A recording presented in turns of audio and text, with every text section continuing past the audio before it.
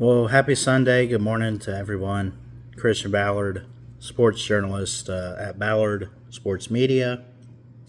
Those that know me know I'm an Alabama fan. You probably saw my reaction to the end of the game last night. Thanks for watching. Appreciate you. Leave a like, subscribe, all that stuff on this one too. But to kind of recap and give my overall thoughts, I've had time to go back and watch some highlights, look at some numbers. Kind of got it pulled up here too, kind of hear from some of the fans on Twitter and Facebook. Uh, Number 4, Alabama. I don't know why I'm laughing. I'm an Alabama fan and we lost, but it is a little comical to me. Just, I don't know what happened other than Alabama got outcoached late in the game. Looked like they had a good game for most of this game. It was almost a shootout, kind of back and forth, but low scoring. 23-21, Oklahoma gets it done on the road in Tuscaloosa. Number 11 takes out number 4. Both teams now 8-2 on the year. They need chaos, if anything, to get into the SEC title game. I think a lot would have to happen in the next 2 weeks. But let's face it, it's not going to happen. It's going to be Georgia and probably Texas A&M. But good defense from Brent Venables. Obviously a defensive guru. Everything he did at Clemson, he brings it over to Norman. He's been there a couple years now. They go in and just playmaking defense, coming up with third and fourth down stops. They came up with 17 points off 3 turnovers. And it kind of shakes up the playoff race, the SEC title race, and everything like that. It was 10-0 at the end of one. Alabama did outscore them 14-7 in the second, but obviously Oklahoma had a field goal lead, 17-14, going into halftime.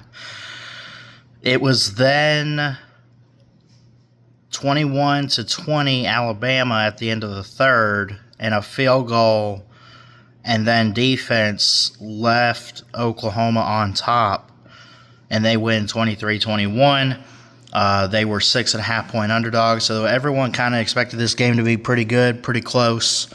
Oklahoma got it done. Tate Sandell started it off with a 25-yard field goal. Eli Bowen had an 87-yard pick six. For Alabama, Daniel Hill had a touchdown. Josh Cuevas had a touchdown pass from Ty Simpson. And then Daniel Hill also got another touchdown in the third quarter from a yard out. So no big explosive plays. They did do what they usually do. They play conservative football. They kind of have these 6-7 minute drives, sometimes 5 minutes, whatever, for Alabama. But, as the game went along, even though I felt like their defense couldn't get off the field on third down at times, but also they were not able to convert. They were not able to score on every single possession. Just a lot of things that did not go in favor of the Crimson Tide. So what's next? And again, no hate for Oklahoma. Boomer Sooner, y'all won, whatever. If you want me to say that, I will. Nothing but love and respect. I don't really know too many Oklahoma fans, but if there's any in here watching, shout out to you in the comments. Nothing but respect. Congrats on the win. 23-21, the final. So what's next for the Crimson Tide? Well, they have a cupcake coming up with Eastern Illinois. I keep thinking it's Mercer. I think it's Auburn that gets Mercer. But it's East Illinois. This high school, 3-8. They'll win that game handily, like 65-7, something crazy like that. Big blowout. And that's at home. That's their final home game. And then they're playing for their season once again, which it seems like this happens every couple years when we go to Jordan-Hare. They will be playing for their season and a spot in the SEC title game against Auburn. against Auburn in the Iron Bowl. So, yeah, Auburn needs to win out to even go to a bowl. So they got a lot. I mean, we're looking at possibly another 9-3 season for Alabama and Coach DeBoer, which, you know, to have a loss this weekend, to have the win streak that we had after the Florida State loss week 1, just this team has been competitive and dominant this year. Yeah, Georgia was close, but you go in, you get the road dub. You play teams like Tennessee. I mean, this team has meant so much, I'm sure, to Alabama fans. This team has been really good. And I'm not here to put down players or coaches. I know there's going to be Bama fans that say, Kane Wommack's got to go. Or Ryan Grubb doesn't know what he's doing now. Look, you can't keep doing this after every loss we have. I know it's been 2 losses. They said that after Florida State. I said give it time. What happened? They dominate.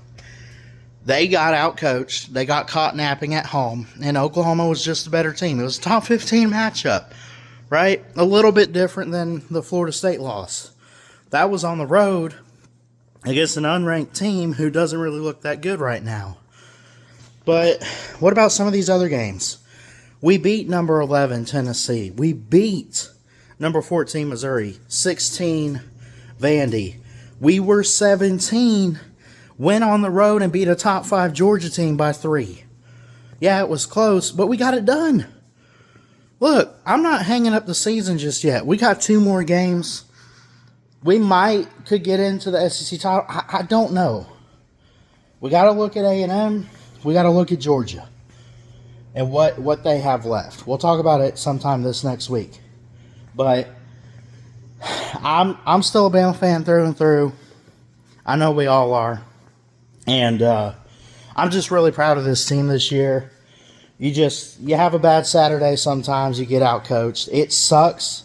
I think what makes it suck is you did lose to a team 2 times in a row. Oklahoma beat us last year too in Norman. What also stings is that you were so close to winning it and you couldn't quite get there, and it was at home. I mean, that's like 3 things. You couldn't get revenge, you lost at home, and it was close, so the fans got their hopes up, right? You know? But anyway, that's my 2 cents on this one. We'll talk about it more this week. We'll kind of recap it, probably on like Wednesday or whatever on the show. I don't know. But Bama fans, don't give up yet. Let's go take care of East Illinois. That should be no problem. Watch the game or not, I don't care. But then, it's Iron Bowl time. We'll be here for Rivalry Week and Thanksgiving and stuff. We got some good videos coming your way. I love y'all. Jesus loves you. Keep your head up. God bless. And a big Roll Tide from Ballard Sports Media. Peace out. Love y'all.